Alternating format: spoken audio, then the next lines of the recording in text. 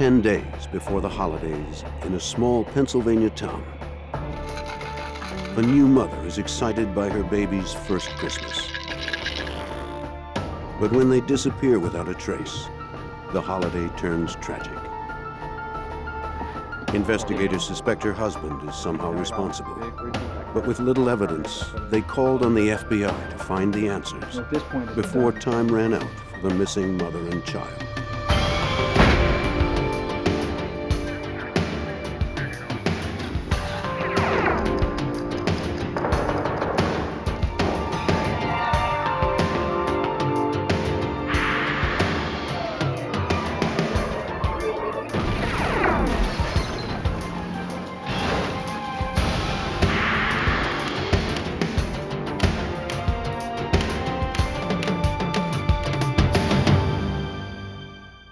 A woman and her infant son vanish.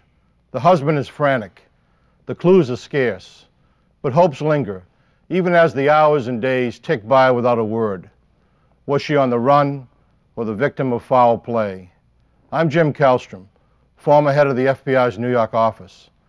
It was an investigation filled with blind alleys and dead ends. In order to go forward, we had to revisit the past.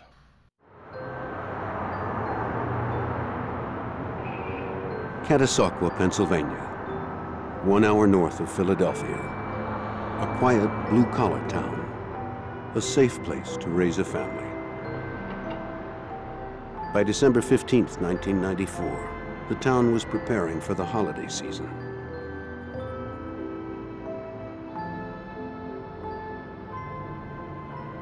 The house at 740 Front Street was already decorated.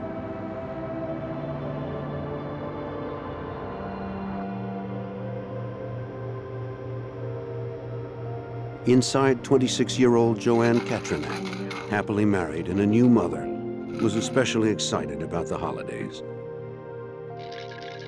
It would be the first Christmas for her 4-month-old son, Alex.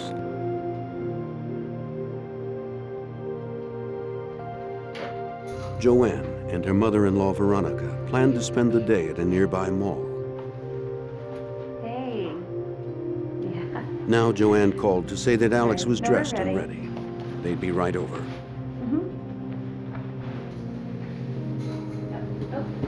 Joann wanted to find the perfect gift for her husband, Andy. They'd been married less than 2 years.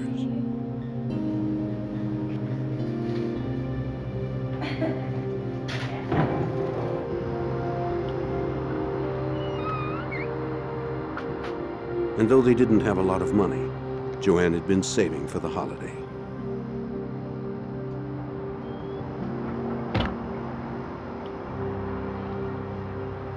Before Joann had met Andy, she had had some bad relationships.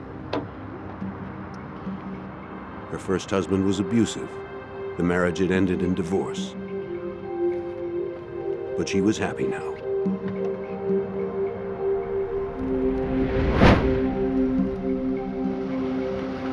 Her husband, Andy Katrinak, came home a little after 6 o'clock that evening. He was self-employed as a contractor and sometimes worked long hours.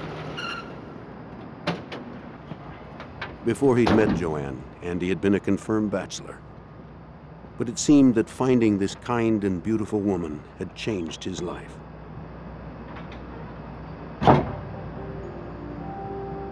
Usually, Joann and Alex were waiting for him when he came home. But not tonight. That didn't seem to worry Andy. After all, it was Christmas time and the mall traffic would be heavy. He saw that Joann had left some chicken to defrost.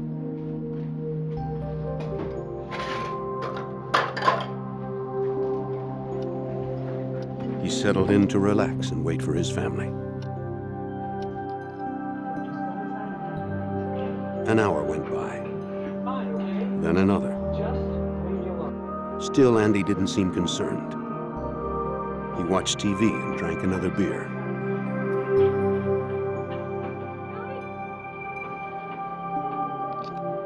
At 8 p.m., Andy finally decided to check on his wife.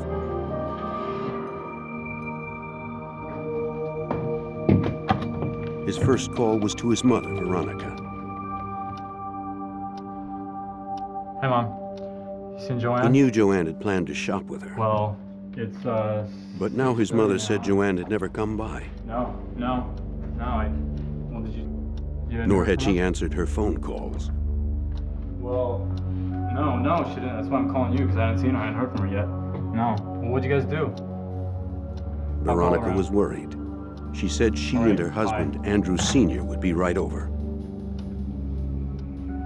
While he waited for his parents, Andy checked the house to see if anything was amiss.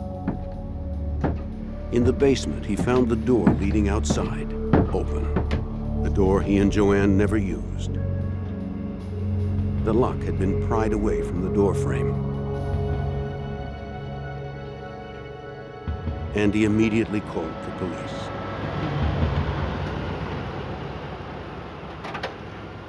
Two officers from the Catasauqua Police Department responded.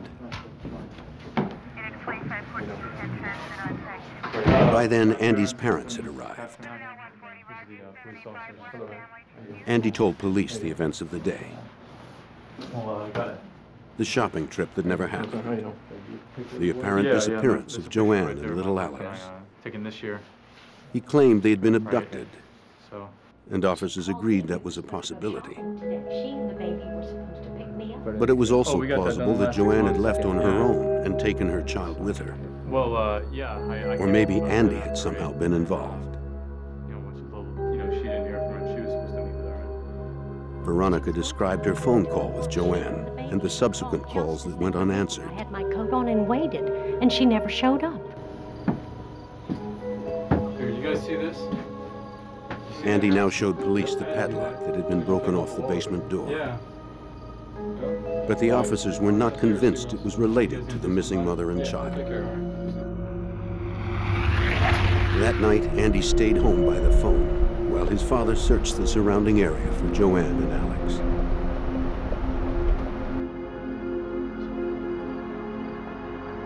At 3 in the morning, Andrew Sr. had found something and brought his son to see it. What is this?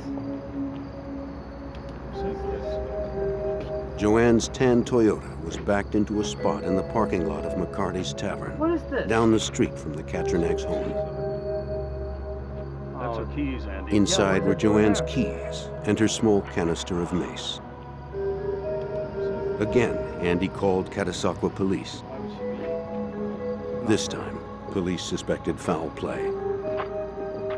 But the local force lacked the resources and experience needed to lead the investigation. So they contacted Pennsylvania state troopers for assistance. With the possibility of an abduction, Major Robert Wirtz looked to the most likely suspect, Joann's husband, Andy Katrinak.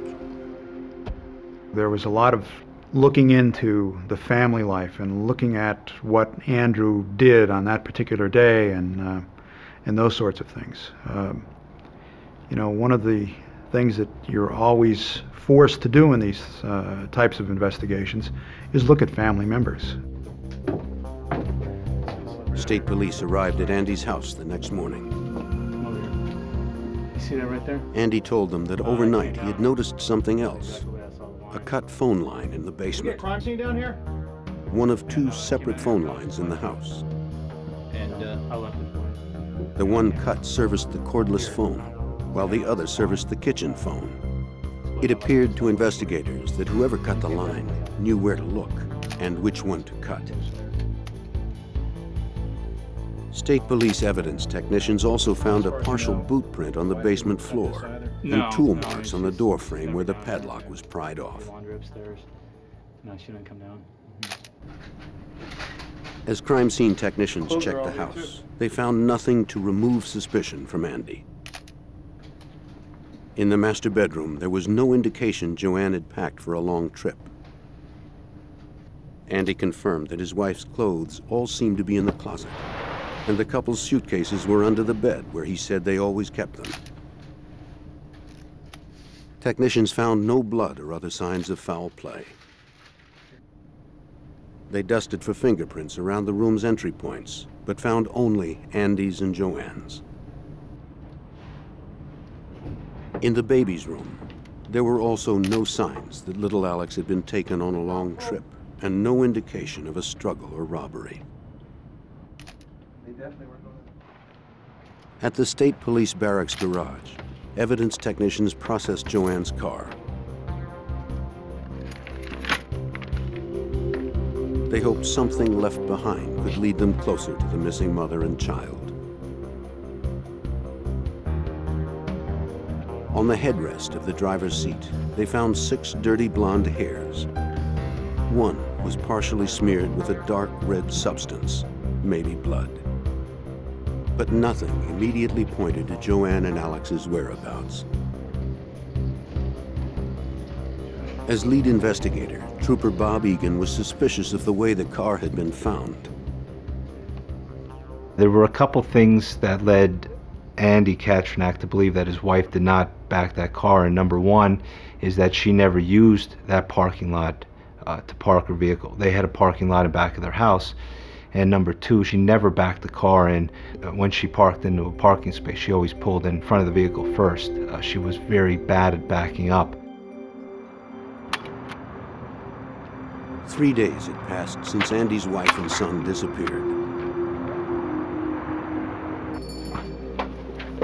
His parents posted flyers throughout his neighborhood and in Catasauqua's shopping district. Tell me, have you seen this woman or the baby? Anywhere Joann and Alex might have Sorry, visited. I have not. This is a picture of our daughter-in-law. This is our grandchild. With still no word from Joann or a kidnapper, troopers delved further into Andy's background. Anything like that? No, I just got They found him anxious when he spoke of his former days as a semi-pro boxer in Las Vegas. You guys have breakfast together?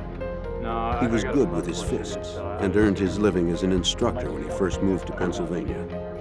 Now a private contractor, Andy barely made enough to pay the bills.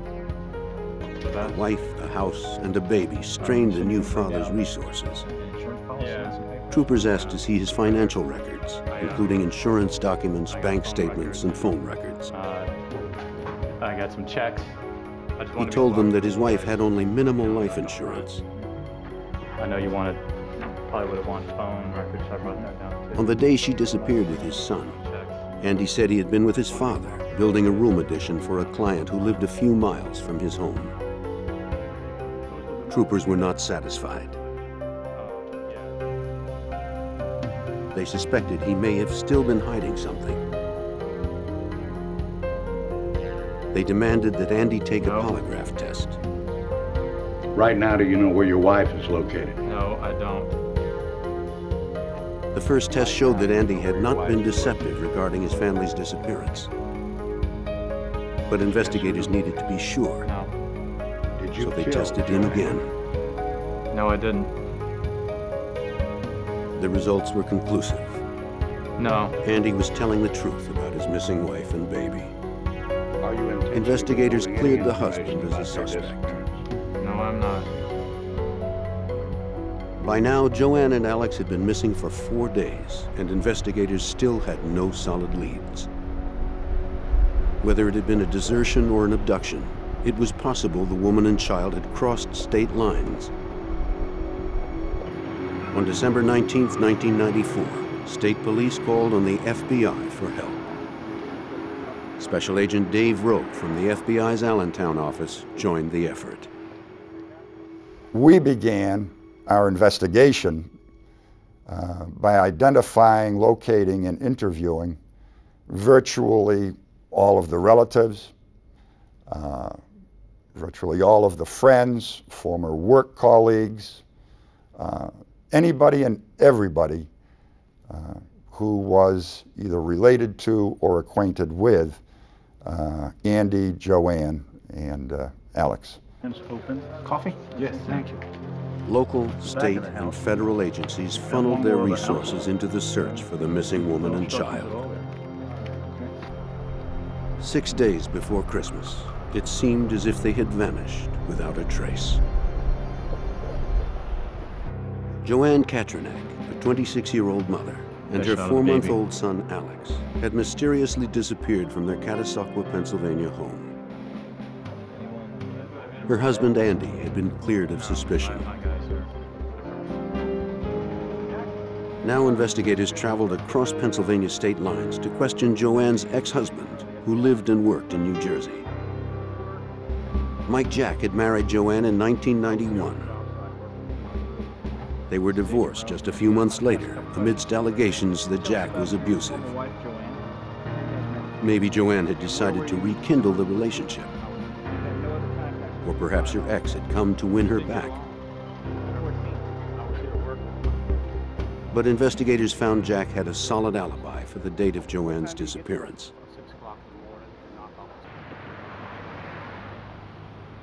Agents also pursued people from Andy's past, What are you doing here? Well, including his ex-girlfriend, Pat Rohrer. December 14th. Anything wrong? An FBI agent interviewed Rohrer at her home in North Carolina. Oh, sure. Yeah, I keep all He kinds found of she too had a solid alibi for the day Joann and Alex had vanished. I'll tell you what, I really appreciate that, man. Okay. Back in Catasauqua, investigators returned to McCarty's Tavern, where Joann's car had been found the day she had disappeared. Maybe someone had noticed her, or whoever had parked the car. Troopers and agents eventually interviewed everyone who had been at the bar that night, but no one had seen a thing. Were you working last Thursday night? Yes, it was. Investigators also canvassed the Katrinak neighborhood. One neighbor directed them to a handyman who rented a room down the street. He'd done repair work in several local homes. Detectives soon discovered he had a criminal record for breaking and entering.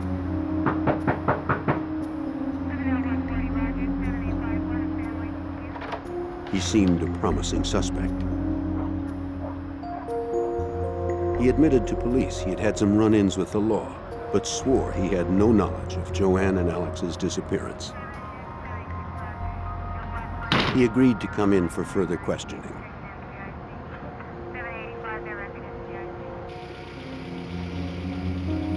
Investigators learned the handyman lived in a lean-to by a river near the Katrinak's house during the summer months. The state police canine team searched the shelter for any evidence that Joann and Alex had been there.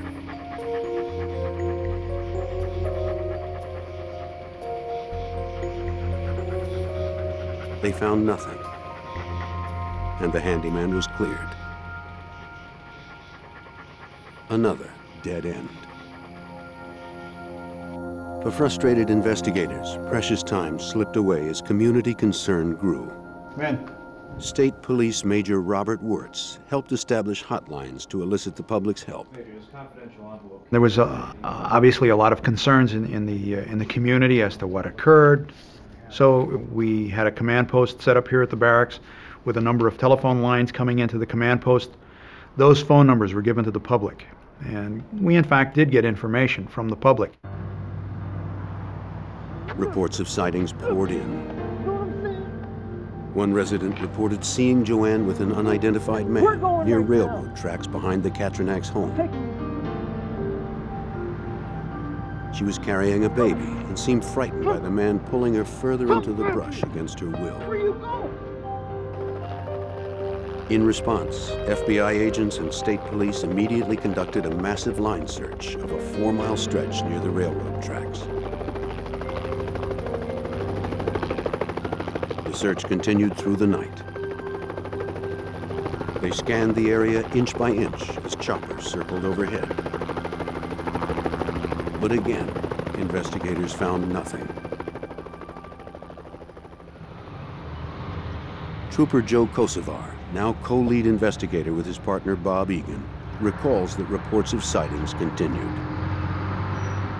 They saw her along the railroad tracks, they saw her on an airplane, they saw her in a convenience store with the baby, but none of them checked out. They were false leads, and apparently people who they saw and thought they saw were two different people.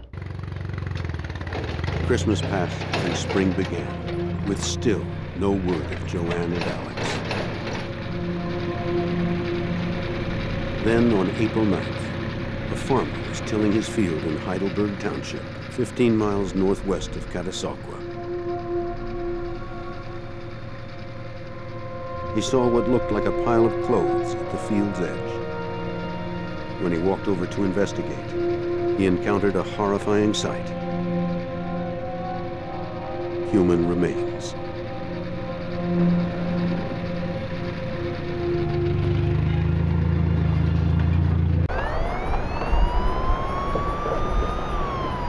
Four months after the disappearance of Joann Katrinak and her infant son, Alex, a farmer found the decaying bodies of a mother and child at the edge of his Pennsylvania field.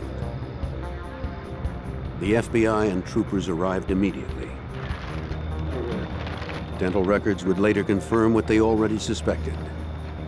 The bodies were Alex and Joann Katrinak's. Joann lay on her back, a diaper bag still on her shoulder. She had been shot once in the head and beaten about the face. Alex was face down on his mother's stomach, dressed in the blue snowsuit he'd worn on his ill-fated trip to meet his grandmother. The bodies were 50 feet past the end of a trail that ran through the woods. Nearby, crime scene technicians found a baby bottle and a rattle.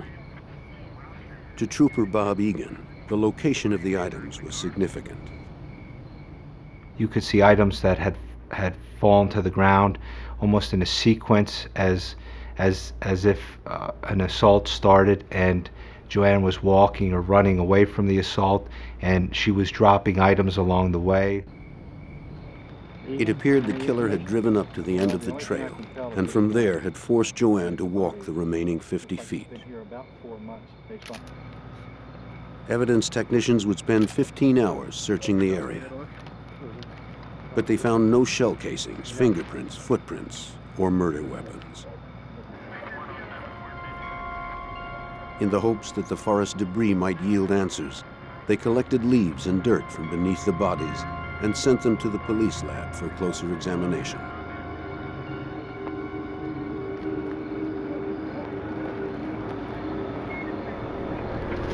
For Major Robert Wirtz and the others who'd worked the case for months, the finality of this brutal murder evoked a barrage of emotions. When the bodies were found, there was a period of time there when it was very difficult for the officers that were assigned to this investigation. Took it very personally, and it was hard because I think they were holding out hope that, you know, she was going to be found alive. With the mysterious disappearance officially deemed a homicide, the case remained under state jurisdiction. But the FBI never stopped actively assisting. Hello, Linda. Dave Rowe here. The fact that somebody would abduct a new mother and a 4-month-old infant, everybody can identify with that. And once you become aware of that, you want to be part of the investigation. An autopsy revealed that Joann had been shot once with a .22 caliber bullet and beaten 19 times with a blunt object. The fact that there had been 2 modes of attack was a telling clue for Trooper Joe Kosovar. Based on the absence of empty shell casings and the fact that the victim had received 1 shot and numerous blows to the head, led me to believe that the gun malfunctioned. The medical examiner was unable to determine exactly how baby Alex was killed, whether he'd been suffocated or left to die of exposure. Police continued to analyze the physical evidence found at the crime scene. To help build the case, they brought in prosecutor Mike McIntyre of the Lehigh County District Attorney's Office. We found 2 more hairs that first match the 6 hairs found on that headrest in color and length. But the hairs would have to be examined forensically to prove beyond a reasonable doubt that they matched. A Pennsylvania State Police forensic scientist conducted the lab analysis. The results confirmed what investigators had suspected. The hairs belonged to the same person. And the substance on one of them was determined to be human blood, containing DNA consistent with Joann's. But to whom did the hairs belong? Tests quickly ruled out the Katrinaks and several of Joann's friends who had access to the car. Pennsylvania State Police were baffled. How far are we on this? Again, they turned to the FBI for help. The FBI sent a behavioral profiler from Washington, D.C. A profiler can help narrow the search for suspects by detailing the type of person responsible for a crime through that person's behavioral characteristics. Profilers study a variety of crime-related information, including case reports, geography, timing, and the victim's habits. Then they revisit the crime scenes to read the locations for clues to the killer's behavior.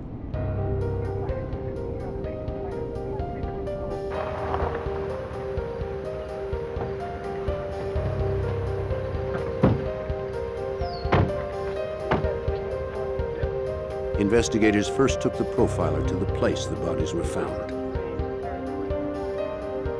He would look for anything that might reveal the killer's signature. The area was so far from the abduction site, the profiler was convinced the killer had been here before.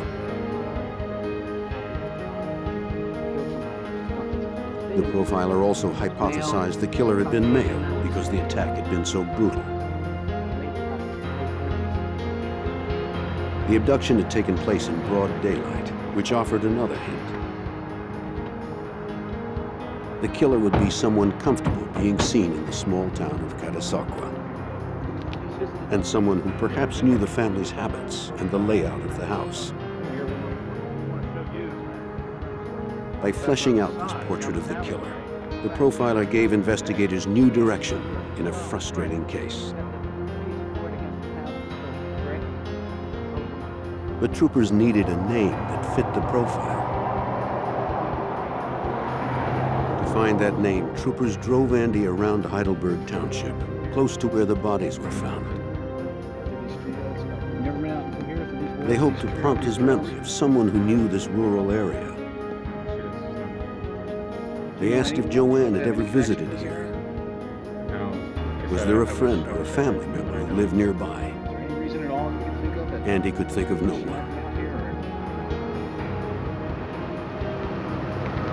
Disappointed, investigators returned to State Police headquarters. Then, just as Andy was about to leave, he remembered something. He did know someone who knew Heidelberg Township, and also his home in Catasauqua. His ex-girlfriend, Pat Rohrer, had once managed a stable in Heidelberg. And with that, he tells me that he couldn't tell me the exact place, what it was called, because he couldn't remember the name, but he could give me directions on how to get there. So I told him, I said, well, tell me. As he started to tell me the directions of how to get to where Patty Rohrer was boarding a horse and taking care of horses, well, I knew he was taking me right to the area where Joann and the baby were found. We used to go together. Pat Rohrer and Andy had lived together briefly in Pennsylvania. He told investigators he once visited her at the stable.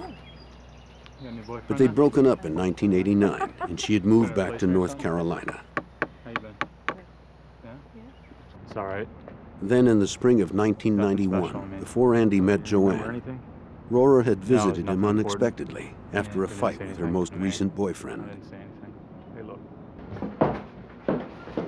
Andy was sympathetic. He let Rohrer stay for a few days, though their relationship remained purely a friendship. So tell me about. Then she returned to North Carolina. Fresno Road. Not long after that, Andy met Joann. We lived together for a while. As he now told state troopers, it was love at first sight. You know. They were married soon after, in the spring of 1993. They agreed they wanted children, and less than a year later, Joann was pregnant. Hey, sweetie. Hey, baby. Alex was born in August of 1994. That you think is so adorable? Mm-hmm. Yeah. You know what, I think it's... Now Andy told investigators about something that had happened 3 days before his wife and son disappeared. I will. Hello? On December 12th, Joann answered a phone call. May I tell him his It was Pat Rohrer. It's her. Pat. What does she want? What do you think she wants? Joann told Rohrer that Andy was married now and that they had a baby. She told Rohrer not to call again. Please, don't Then call us. Joann hung up on her. I used to date a girl. Though Andy knew Pat had a temper, he dismissed the idea that she might seek revenge. Go together. Then the investigation took an unexpected turn. The second mother and child were found brutally murdered. The pair, who resembled Joann and Alex, were discovered in a retail store dressing room in nearby Collegeville, Pennsylvania. Investigators now wondered if a serial killer was on the loose, preying on mothers and children in Pennsylvania. While investigating the homicide of Joann and Alex Katrinak, Pennsylvania State Police responded to another double murder in a retail store just 45 miles away. The victims were a second young mother and her baby. Police feared a serial killer was on the prowl. They quickly arrested the suspect, the store owner's son. While he confessed to this killing, he had an airtight alibi for the day Joann and Alex were slain.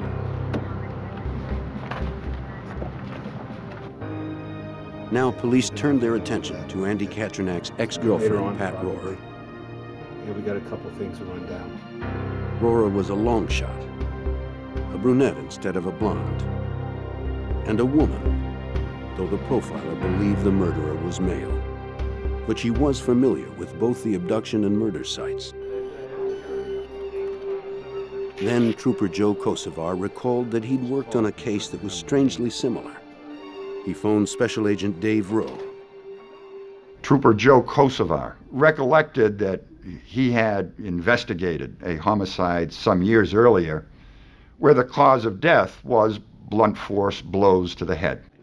The assailant was determined to be a woman, while 1, 2, 3, 4 blows by an adult male would produce the same damage that a woman might have to strike 15, 20, 25 blows to accomplish. Joann Katrinak had sustained 19 blows. But could a woman have killed her and her infant as well? In May of 1995, 6 months after the murders, troopers Bob Egan and Joe Kosovar traveled to North Carolina. The FBI had helped coordinate a meeting with the Lexington County Sheriff's Office. Together, authorities from the 2 states would interview Pat Rohrer at her attorney's office. Rohrer's mother was also there. You exercise the horses, can you tell us? Rohrer expanded upon her original alibis. On December 15th, the day of the crime, she said she'd visited a local tanning salon. That evening, she'd taken her regular Thursday night dance lesson at the Cowboys Nightlife bar. Why'd you guys split up? Rohrer admitted she'd worked at the stable in Heidelberg Township, but said she hadn't been back to Pennsylvania since she'd visited Andy after the fight with her boyfriend. She also swore she'd never owned a gun. Lieutenant Tony Roberson of the Lexington County Sheriff's Department helped agents and troopers investigate her statements. The first thing that they wanted to do was discredit her alibis to find out whether they could be corroborated or whether they could be found to be invalid. Excuse me, ma'am. Investigators visited the tanning salon Rohrer claimed to have used on the day of the murders. Prosecutor Mike McIntyre remembers this alibi quickly proved false. The owner of the tanning salon, Mrs. Simerson, said, hey, you know what? Something's wrong here, because we were closed on that particular day that Pat Rohrer says she was in getting a tan, because that's my husband's birthday, and we were over at the shopping mart in some city about 50 miles away, and I remember that, and I have a receipt for you from the shopping mall to show that we were there. Excuse me, sir. At the Cowboys nightlife bar, the dance instructor knew Rohrer as a regular. We're investigating a murder up in Pennsylvania, and we understand that... The club's sign-in sheet showed she'd been there the Thursday before December 15th and the Thursday after, but not on the 15th. And she was there. Investigators secured Rohrer's phone records. They showed she'd used the phone every day of December 1994, except from the 12th through the 15th. Despite her alibis, Rohrer could not prove she'd been in North Carolina on the day of the killings. More incriminating still, her police record revealed a history of violence. She has violent tendencies, has had them in the past. She was charged in a neighboring county, in Forsyth County, of getting into a fight over a man at a bar. And she was arrested that night. But investigators were still missing one key piece of evidence, the murder weapon. Rohrer continued to deny she'd ever owned a gun. But investigators kept digging. At a North Carolina stable, they found one of her ex-boyfriends, Walter Blaylock. He distinctly remembered that Rohrer had bought a handgun for $50 at a yard sale. It was a .22 caliber Jennings, which they had used for target shooting in Rohrer's backyard. You put your hands on me, girl! The last time he had seen it was during an intense argument. Calm down, Pat! I'm not gonna calm down! Settle down! Don't do something foolish! Please! Settle down! Put a gun down! Now Blaylock told Trooper Egan the gun had a curious flaw. He went on to describe the handgun as being a junky piece of junk type of handgun that often after the first time you shot it, it jammed, not allowing you to fire a second shot. Now this fed into the theory why somebody would be shot once and then beaten about the head. The FBI helped coordinate interstate efforts to secure a probable cause warrant to search Rohrer's North Carolina home for the murder weapon. They arrived with the warrant on July 24th, 1995. Search your house, man. What are you doing here? Have a warrant. Despite a thorough search, they didn't find the gun. But they did find numerous spent .22 caliber shell casings in the backyard.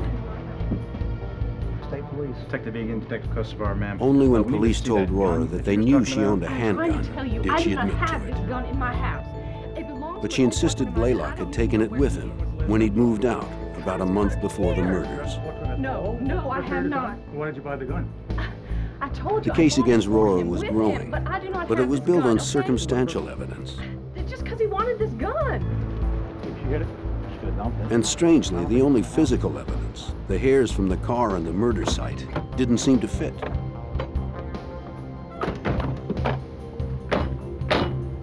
The hairs were dirty blonde. Rohrer's hair was brown.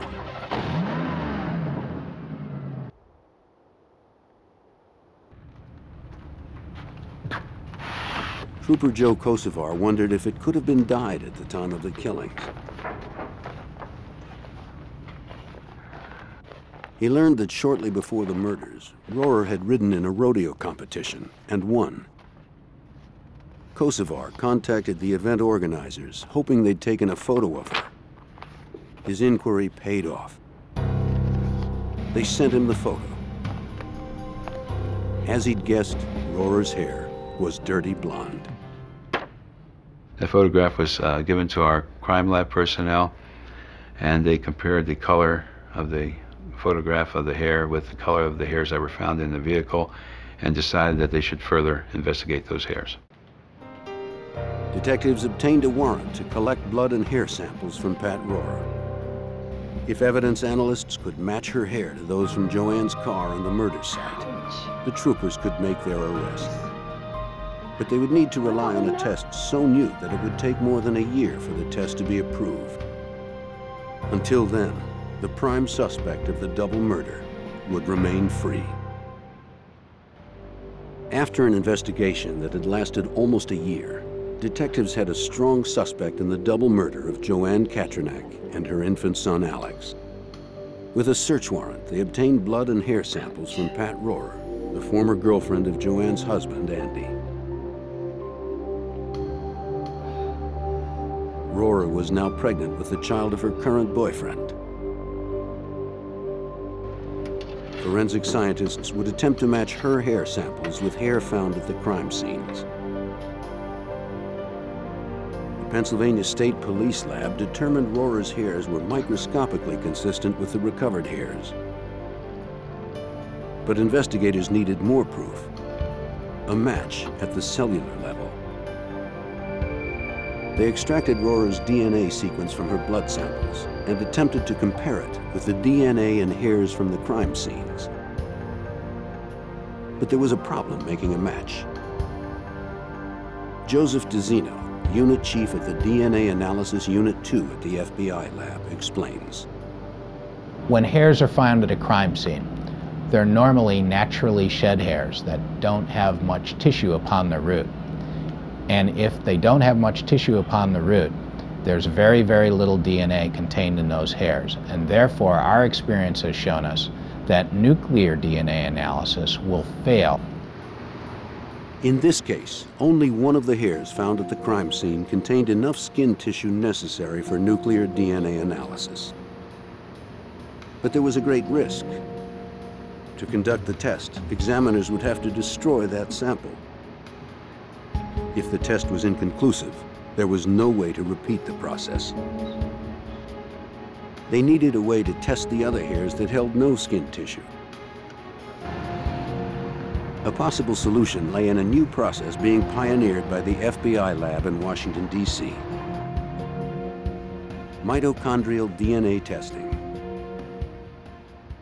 This was brand new. To my knowledge, this was the first forensics laboratory in the United States to bring this new analysis online.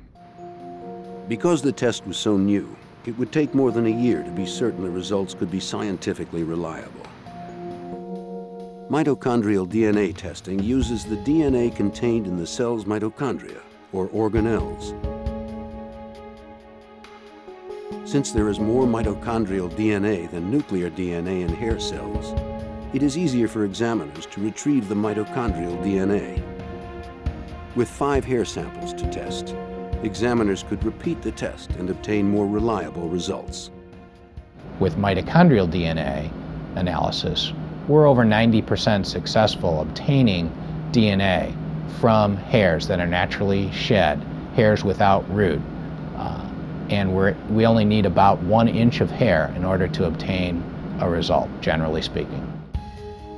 To attempt a mitochondrial DNA match, first the DNA sequence in a hair cell's mitochondria is isolated.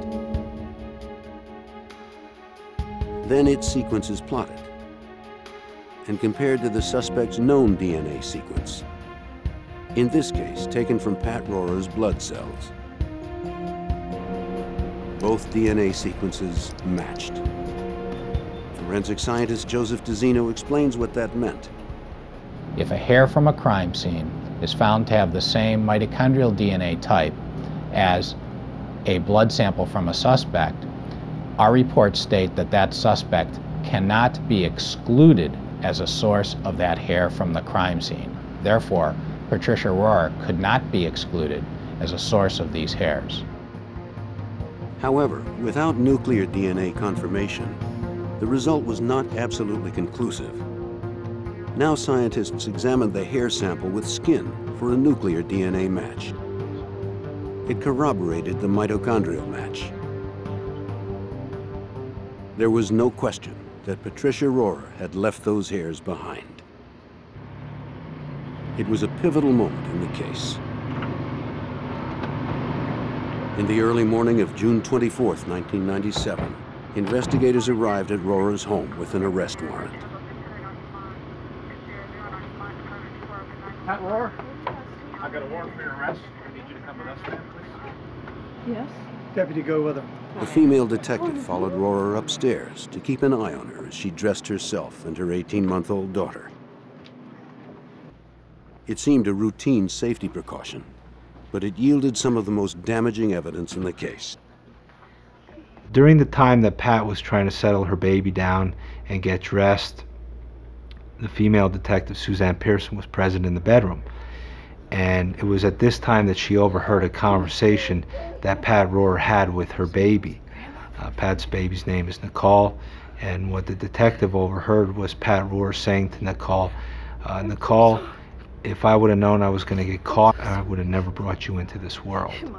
It was something that Suzanne Pearson, the detective, documented as soon as possible, and this was very damaging.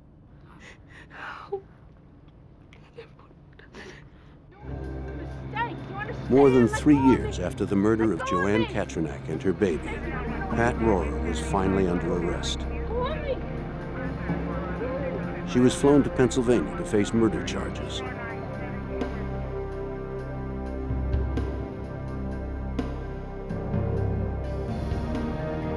Preparing for trial, prosecutors pieced together the terrifying events of Joann and Alex Katrinak's last day.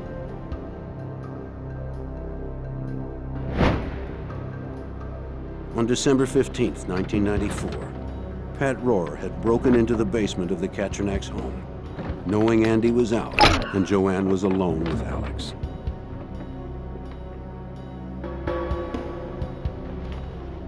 Joann had no idea Rohrer was downstairs as she called her mother-in-law and packed up baby Alex for a shopping trip. Right. From the basement, Rohrer heard every word Joann said. All right, I'll see you in a bit. Bye.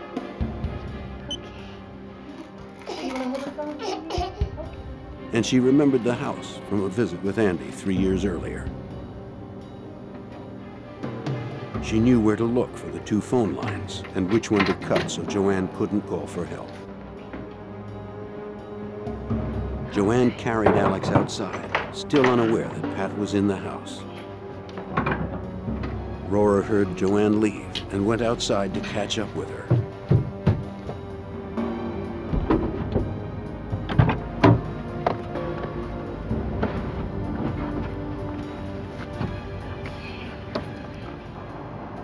Joann didn't see Rohrer sneak up behind her, carrying a .22 caliber Jennings. Oh, get in the car. Oh my God. Get in the car.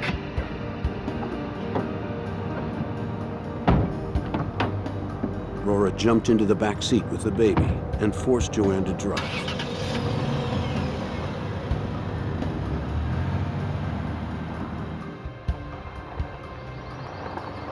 Joann must have been terrified as she drove with Rohrer's gun at her head, afraid for herself, and more so for her helpless 4-month-old baby. Rohrer directed Joann to an obscure horse trail in Heidelberg Township.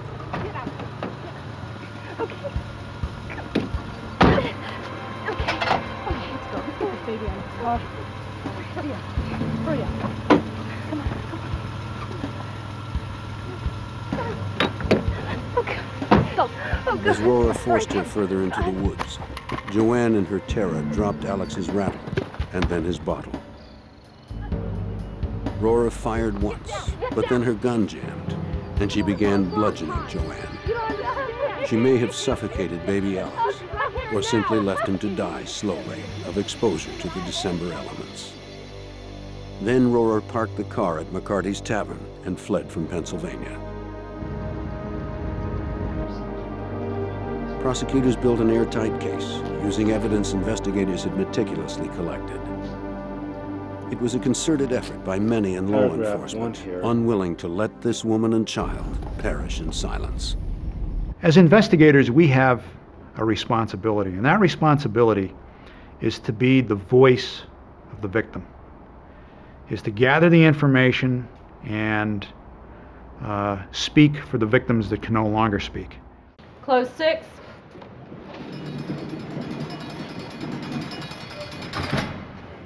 The jury found Pat Rohrer guilty of 2 counts of kidnapping and 2 of first-degree murder.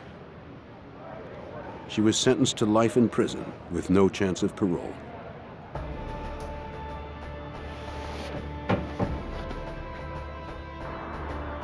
Legally, the case was closed, and for the town of Catasauqua, the mystery was solved. If not for the advanced forensic technology of the FBI, this brutal double murderer might still be free.